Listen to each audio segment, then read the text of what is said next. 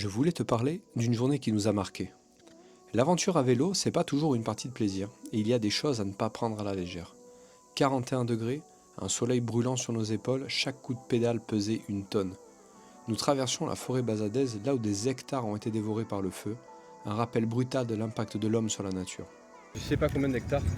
Tout a brûlé, donc la végétation a repris le dessus. Comme ici, c'est essentiellement des plantes à rhizome ou qui ont l'habitude de pousser sur du sable, donc ça repousse bien. Il y a des fougères, il y a un peu de tout là. Mais les arbres, effectivement, malheureusement, ils mettront des années avant de repousser, même s'il y a beaucoup de repousses.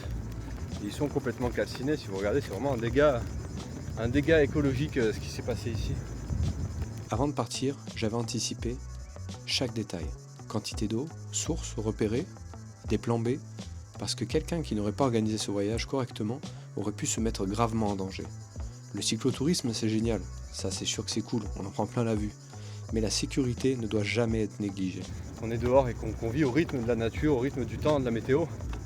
On se rend compte qu'on a un impact considérable. À vélo, chaque effort devient un combat.